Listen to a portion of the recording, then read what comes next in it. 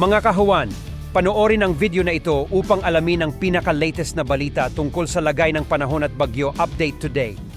Narito na ang lagay na ating panahon ngayong araw nga ng Lunes, July 29, 2024, opening ng classes dito sa ating bansa.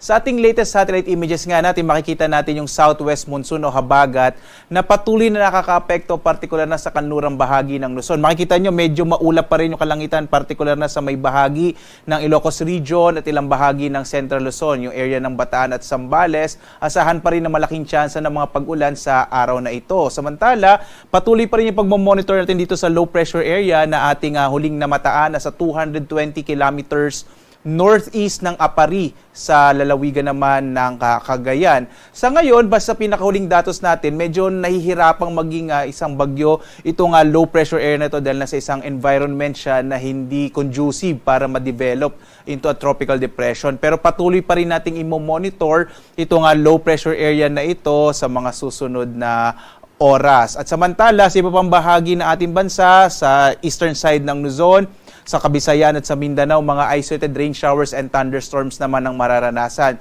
Kaya sa mga kababayan natin, lalong-lalo na sa mga magulang, mga guro, mga estudyante na papasok ngayong araw, asahan pa rin natin yung mga pag-ulan sa hapon hanggang sa gabi, habang sa tanghali may tsansa medyo mainit na panahon, lalo na sa may bahagi ng Kabisayaan at sa Mindanao. Sa ngayon naman, maliban dito sa low pressure area na ating minomonitor, ay wala na tayong nakikita iba pang low pressure area o bagyo man sa loob at labas ng Philippine Area of Responsibility. Habang sa mga susunod na araw, inaasahan natin na hihina na nga itong southwest monsoon, kaya posibleng mga thunderstorms na lamang ang mararanasan sa mga susunod na araw, bandang hapon yon hanggang sa gabi.